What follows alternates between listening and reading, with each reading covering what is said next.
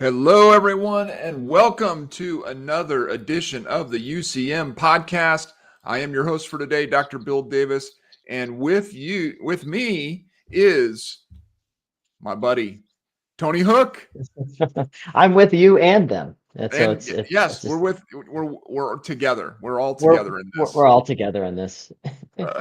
So, just a reminder, if this is your first time listening to us and first time seeing us, a video of us, or listening to this podcast on your favorite audio platform, why should you listen to Tony and I? It's because this is what we do every day, all day long, is we help upper cervical practices grow. We've helped over 300 upper cervical doctors in the past 12 years grow their practice through the practice stages, double dozens of practices, help doctors build million-dollar practices, add associates, add locations, start upper cervical practices profitably, add CAs, new patient coordinators, office managers, improve efficiency, effectiveness. This is what we do. We do this all day long, every day. We are living and breathing, growing upper cervical practices.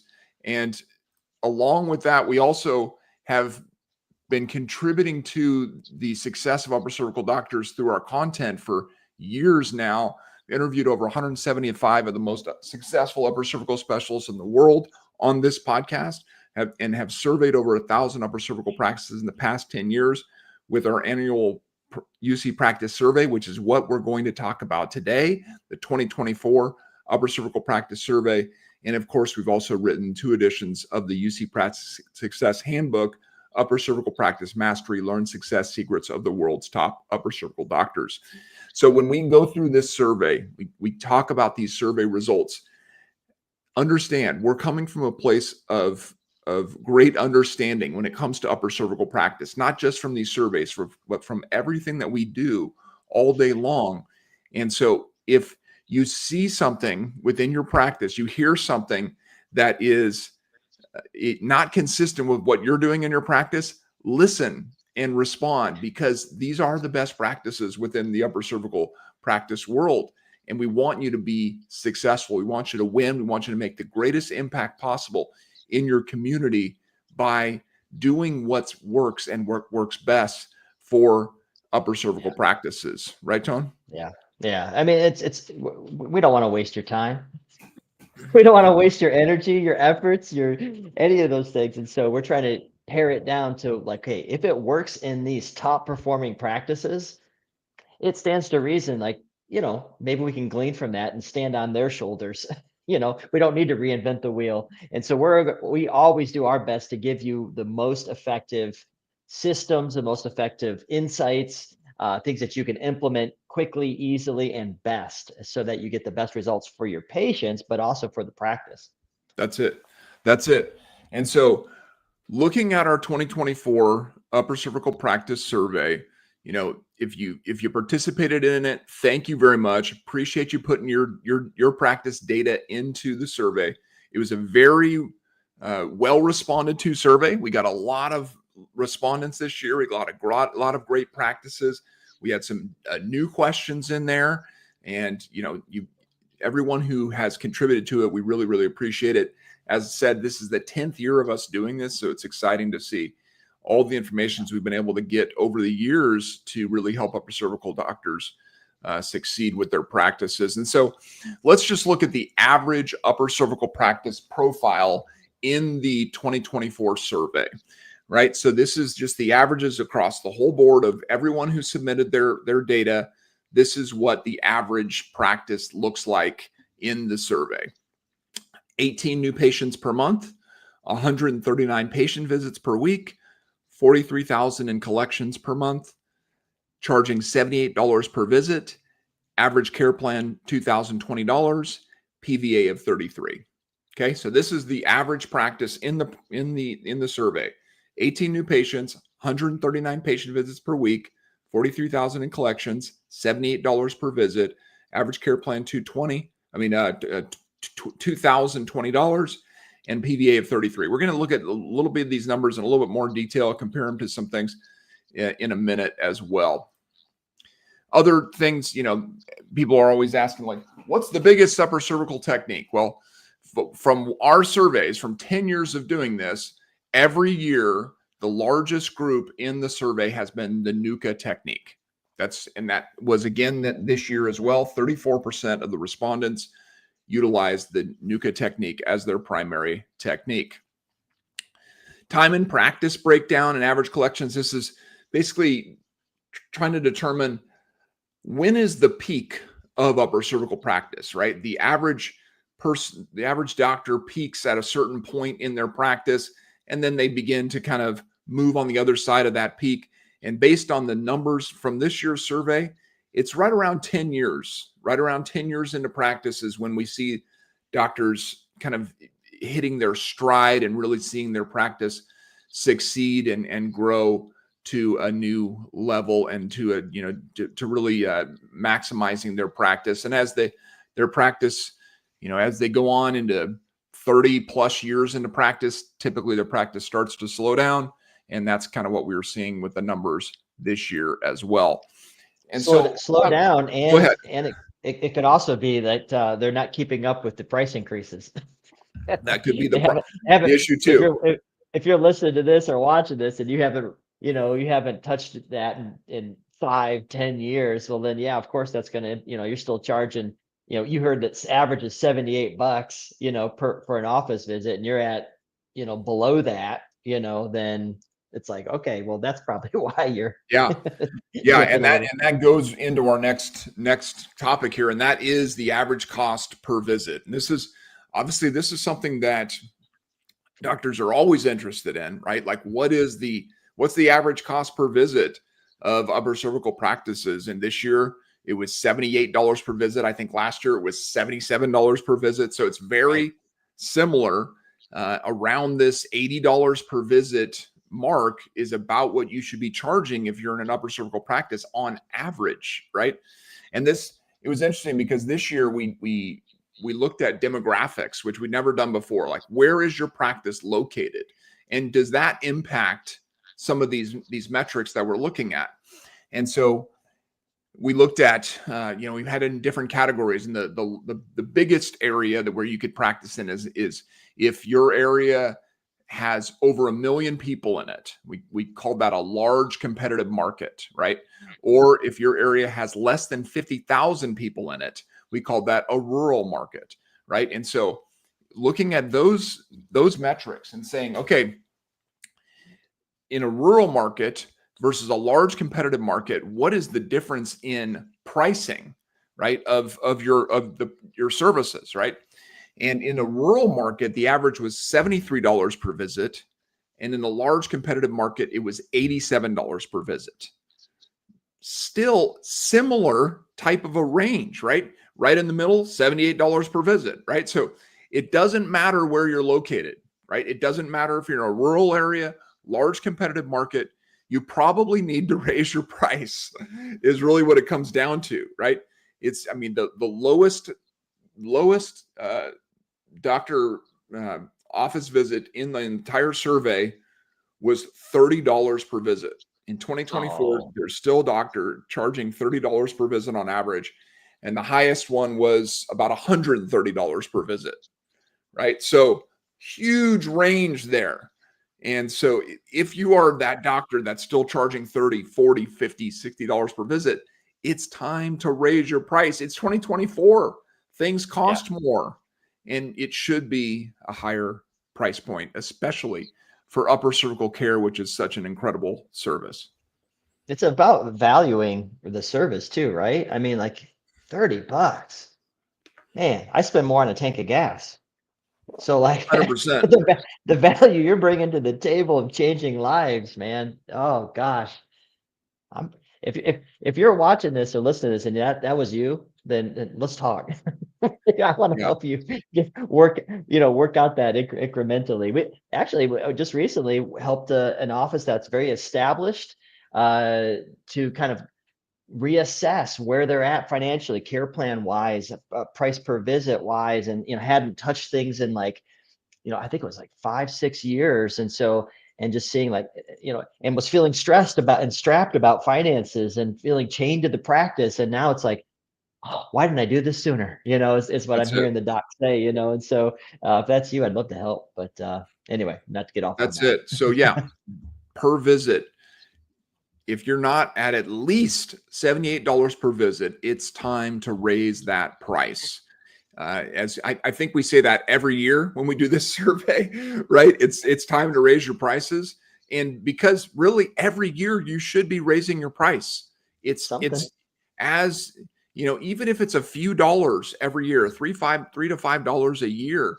Now, if you're really low, like I know one of our doctors recently, one of our clients was at $50 and he raised it to 80, right? And sometimes you have to do that kind of a big price increase to correct past mistakes that you've made.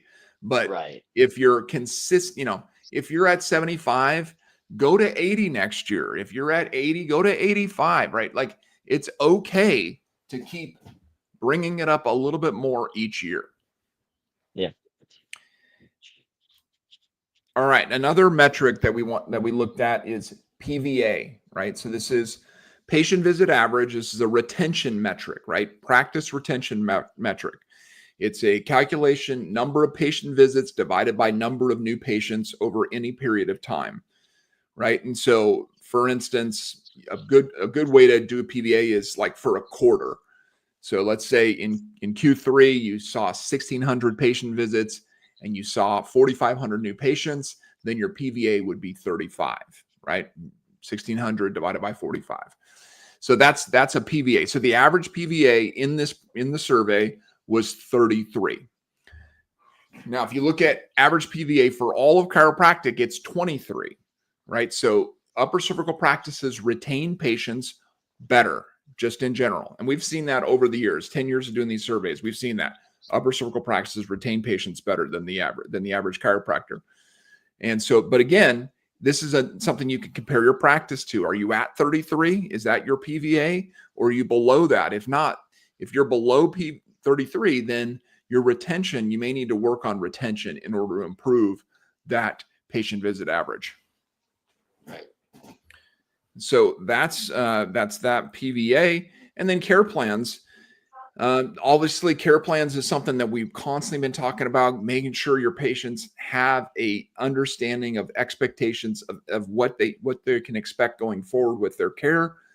And people are listening, which is wonderful. We're seeing that number continue to increase. 93% of doctors in the survey this year used care plans. 93%. That is the highest we've seen. And that is encouraging because we want to see doctors use care plans. We know it's the best way. It's the best thing for the patient and also for the practice. 93% of doctors. So if you're in that 7%, change, adapt, put care plans in place for 2025. It's something that is the best thing for your patients and for And you. And the that's average care plan was $2,020. and that's the key is so I know I've talked with docs who have a resistance to the care the care plan and usually it has to do with like, well, I've been at an office before and they really forced people into these care plans and then the patients were kind of frustrated because they felt like da da da. Well, it's about how you frame it, right? And so if you're going, it's like your and your own mindset too, right? It's like you were just saying, Bill, is like what's best for the patient. It really is best for them because doc, that when a patient is committed to care and they're investing in this mentally, on their schedule, financially, and they are invested in this, they're going to get the best results. They're going to get the fastest results because they're making their appointments. They're all scheduled out. And they're going to more likely to stay in care, refer other people. It's the best for them. Yep. Otherwise, you see them a few times, maybe their symptoms even got worse because sometimes the correction is like as the healing process, it can happen, right? And they Yep. rule themselves out and go, I tried upper cervical, it doesn't work. And boy, I tell you, you're putting the care on them rather than you leading them. I'm a firm believer in you need to lead the patient. I use the word shepherding. You shepherd the patient into care, right? Shepherd them into wellness. What's the best way to do that?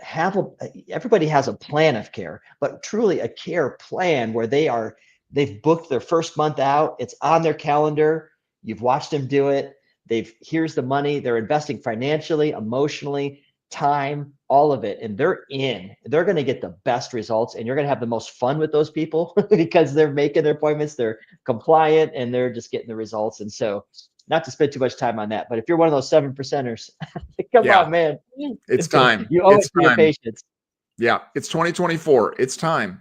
It's what we all would expect if we go to any type of a health practitioner at this point in time. We are going to get some kind of a plan from them, and we expect a plan, right? You when you go to an orthodontist for your kids' teeth, they give you a care plan. They tell you, hey, here's what we're going to be doing over the next 2 to 4 years. They tell you, right? It's a very clear plan, and so having a care plan that is a clear expectations of what to expect is a must in 2024. Next, 63% of the doctors in the survey said that patient education was their best way of generating new patients from internal sources. This has been consistent over the years as well. Patient education is always been something that we've seen is a key part of an upper cervical practice. And some of the ways that even within our own systems that we utilize to help doctors grow their practices that we've seen some really good stuff with is in-office educational flyers and new patient email sequences. These are two things that we have built out and created for our doctors who are using one of our practice growth systems. And the in-office educational flyers are fantastic because it's a simple way of educating a patient by just literally handing them something and having them read it while they're sitting and waiting for you. And it begins to expand their mind when it comes to what you can do in the practice, who you can help, right? So frequently we see patients who they get narrowed in on a particular condition, their condition, right? Yeah. Their condition. So if they came in to see you and they had sciatica and you helped them with sciatica, they think of you as the person that can help people with sciatica, right? But if you put an in-office educational flyer in their hand that educates them about how you help people with migraines, and now they start to think of you differently, and they start thinking about their mom who has migraines or their neighbor who has migraines, right? That's why you want to continually educate them about all the different ways that an upper cervical subluxation can impact the body and how you can help people with a variety of different health concerns. And the new patient email sequence. Tony, talk about this. Well, I mean, it's about supplementing what you're already doing in the office. And that matter of fact, some of the clients that we have this rolled out for, and by the way, this is a weekly email drip basically. And so it's a one topic per. Total emails is 8, and so you cover. There's the initial welcome one, but then and then it's like 7 major topics: holding is healing, the importance of keeping your appointments, how long should I expect it to see results, those kinds of things. What is retracing? But what I've found is that when an office is syncing like their own face-to-face education with those emails, that's been the biggest win. And so, and it gives you something like, hey, on this appointment, we're going to talk about this. And on this point, we're going to talk about this. And so syncing that up with the office, just little tidbits face to face. They also get an email on their end to be able to read it with infographics and the content and there as well. And maybe even a video online that has that on there too, which is nice. And so I've got some offices working even on creating videos to go into those as we build out those email sequences as well. So this is just tools. It's tools that help to educate them so that they stay in care and they refer others and they get the best results, all that stuff. Yeah. And it's, we all know from our own experiences that people forget, right? And so the more that you can reiterate concepts, remind them of what you have recently, especially with new concepts, right? New concepts. When you first tell someone about holding is healing or about retracing or about, these things that are brand new or about the subluxation, right? It's brand new to them in most cases. And so that you've got to tell them over and over and over in different ways with different mediums, Yep. with different learning styles to get them to actually get it, right? Because that's the whole thing. You want someone, the whole purpose of patient education is for them to get it, right? If they get it, then they'll understand it and they will live it. And that will translate into their own care, but also the care of their friends and family. And so that's the whole idea with patient education and why it's so important, and why doctors are seeing it have so much value for their practices.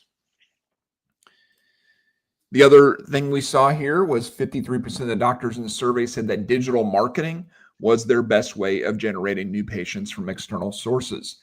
Again, we've seen this for 10 consecutive years. Digital marketing has been the best way of generating new patients.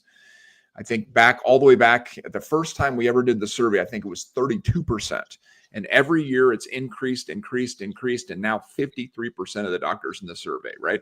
This is a must. I'm actually surprised that it's only 53%. I'm at this point, I wouldn't be surprised at all if it was 75%. And so, but some of it is we still have some doctors who aren't doing anything, right? And so if you're not doing anything, if you're not doing any marketing at all, then you don't even realize the benefit of digital marketing for your practice, because you're not even trying to reach people in your community. And so what is digital marketing?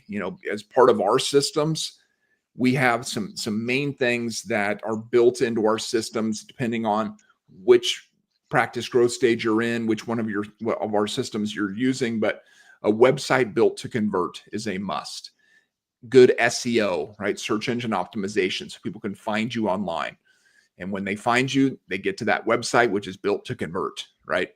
The UC specific online directories. These are fantastic. uppercervicalcare.com, uppercervicalawareness.com. These are awesome resources, driving people in your practices that are specifically looking for help with chronic health conditions or specifically looking for upper cervical.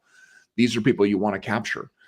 Google Ads, or PPC, is another tool that we found to be very effective at generating new patients, depending on the market in this situation. Facebook and Instagram ads, also very important still today. Retargeting with those ads, retargeting people who visit your website, retargeting people who watch your videos, these types of things. Lead follow-up automation is real important, and getting even more important now with AI, being able to quickly follow up with somebody, speed to lead, getting in contact with them as quickly as possible when they put their hand up and say, I want some help. And then tracking, right? Being able to track all these leads in one dashboard where you can see what's happening with all your leads. This is digital marketing in 2024. If you're doing these things, then you're most likely getting great results with your digital marketing. Yep. And just staying on point for those things, right? And as technology grows, what it is today is not what it's going to be 6 months from now, a year from now. You just mentioned AI. Obviously, that's rapidly growing, and so incorporating those things, finding, if you've got people on your team to do it, great. If not, hit us up. We'd love to be able to steer, if nothing else, steer you in the right direction. Or team up together, right? If only there was a company who understood who you are, what you do, and could do these things for you. Man. Oh, wait. Yes, Wait a UCM, second. that's what we do. Next, 60% of the doctors in the survey have collected more this year than last year, growing practices. That's great. So we've got, love hearing it. More doctors are growing than not, and that's what we want to see. If you're in that 40%, then what are you going to do in 2025 to grow, right? What If needs you're to not change? growing, you're declining. And so if you're in that 40% who haven't grown in 2024, what's your plan for 2025 to grow? Next, 94% of the practices in the survey were majority cash practices. 49% were 100% cash practices, right? So nearly half the practices, all they take is cash. And 94%, though, are majority cash practices. So only 6% 6% of upper cervical practices are majority insurance practices at this point. That is actually very encouraging to me, that majority of doctors have not completely, given into insurance as a primary source of how they should be running their practice. And they are, at least the majority of what they're doing, the majority of the patients that they're seeing are paying cash for their services. That is a good thing. And it is a more sustainable long-term plan for sure. especially with the way insurance is going in this country. Yeah. Yeah, for sure. I've worked with, I think, 3 or 4 offices. I know of others as well, but personally worked with like converting out of insurance to cash only or cash majorly. And all of them have all said like, I wish I had done this sooner. If Yep. I had known that it would have made this, if I had known that it would have made this big of a difference, I would have done it sooner. And there's a fear in there, Yes. that usually keeps you from crossing that line. I've never talked to a doctor or worked with one who has regretted it. That's right. That's right. Yeah. And if you're starting out in practice, start cash. It is the It's best easier. way to go. And then Yeah. you don't have to get out of it later. Yeah. Yeah. So that is the best way to start. All right. Just a real quick, not best practices, right? Some negative characteristics that we derive from the survey. I mentioned just one of these is that we still see some doctors, 14% of the doctors in the survey did no external marketing. 14% of the doctors did no internal marketing, and 2% of the doctors did no marketing at all, right? So that's a sign of really not having that understanding of like that marketing is important. Every business in the world uses marketing. There's a reason why marketing is necessary to grow a business, and it's because it helps you to reach people who you can't reach any other way. And if you're not doing any internal or any external, or you're doing no external, but you're only doing internal, a combination of internal and external marketing is the key in what we've seen with best practices. And when we get into $1 million practices and all that, that is what the top practices do. And typically, they focus on digital marketing from an external perspective and patient education from an internal perspective. That's what we do with our practice growth systems, because that's what we've seen has worked over and over and over for years and years. And so if you're not doing anything, that's a great place to start. Have a conversation with us. Let's take a look at your full system and your whole practice, but marketing has to be a part of that. 17% of the doctors in the survey collected less last year than this year. 30% of the doctors said that their biggest challenge was obtaining new patients. 65% of doctors were in solo practice. I was a little bit encouraged by this because I think that was the lowest that's been.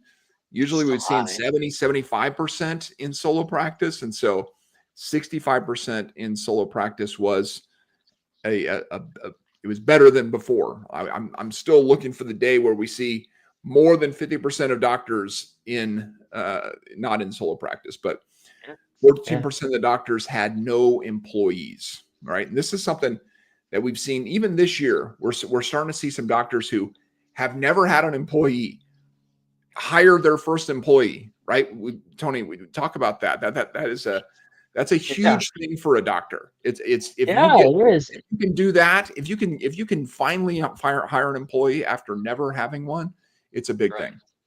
Well, and it goes back to fear again, right? Yeah. Like it's like if I bring that on, that's my overhead, and that's going to be thousands a month, or a couple grand a month, 3 grand, whatever it is. Oh geez, and I don't know, and I'm only collecting X amount, and so I can't take that on, and you're going to always hit a wall. There's a barrier. You won't be able to, if you're finding that your collections are just kind of hovering around this plateaued and hovering around this particular amount. Usually it's right around like 12, 15K, 10 to 15K, then it's probably that position. And if you have nobody on your team, like, because there's things that you shouldn't be doing, you should be answering phones. I had one doc, they hired somebody, and it's like, I had somebody answering phones now. Yeah. And I didn't realize how many people call and just don't leave a message. Well, yeah. You know what they did? They called some other place to go to. They hung up. They hung up with you. It's like they're going to keep calling you back. You're not answering the phone during business hours, you That's know. right. And so, I mean, if they help to convert 1 or 2 new people a month, which they do far more value than that, then it's a no-brainer. Bring somebody on like tomorrow, That's it. yesterday, That's it. you know. And so there's that. I mean, of course, social proof, helping them, delegating things to them. Your best use of your time is to do the things that only you can do, and that's hands-on patients. Everything else, as much as possible, like delegate that. Google reviews, video testimonials, event planning, answering phones, replying to emails, following up with consultation requests, scheduling patients, billing patients, all these different things. Like, that's delegate that and find freedom.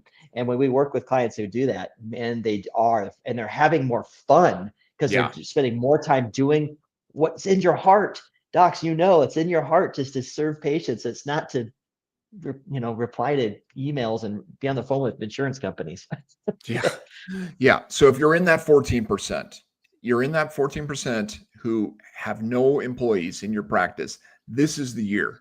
2025 is your year to hire your first employee, right? Do it. Get somebody into that practice that can do the things that they can do so you can focus on the things that you only can do. All right. The other thing we always like to look at is, what are the top practices doing, right? $1 million practices. What are they doing? And this is something that it's so important. Doesn't matter if you ever have a desire to be $1 million practice or not. You want to know what top practices are doing, because they're doing things that are universal, can be universally applied as best practices within upper cervical. And so let's look at these $1 million practice characteristics. I want you to keep these in mind, because they're really, really important for every practice out there to learn from the top practices in upper cervical.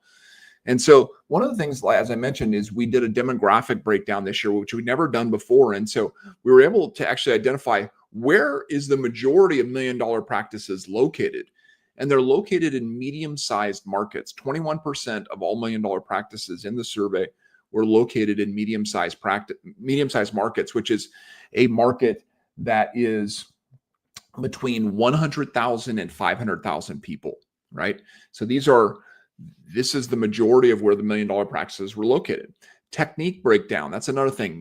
Can any technique, can you create $1 million practice with any technique? Yes, you can. But the ones that had the most $1 million practices were Nuka and Blair. Those are the ones, 38 and 31%. What about digital marketing and patient education? We talked about that already, how important those were as a whole within the survey. Well, they were also important to $1 million practices. 54% said that was their best way of generating new patients. And 100% of the doctors within the $1 million practices category are generating new patients from patient education related activities, such as patient education itself within the practice, 70%, healthcare classes, 15%, internal marketing events, 15%. So that is a must. What about some other things related to $1 million practices? Well, they don't have new patient or retention problems. The average $1 million practice is seeing 42 new patients per month compared to 18 per month for the average practice in the survey. The average PVA is 36 compared to 33 in the survey. What about the office visit average? Well, $1 million practice office visit average was $100 per visit compared to $78 per visit for the average practice in the survey. So they charge more. $1 million practices charge more. They also have a higher care plan, right? The average in the survey was $2,020. For $1 million practices, it was $3,130, right? Charge more, and they have a more expensive care plan. How about cash practices? Absolutely. $1 million practices, 93% of the $1 million practices in the survey were cash practices. How long does it take on average to develop a $1 million practice?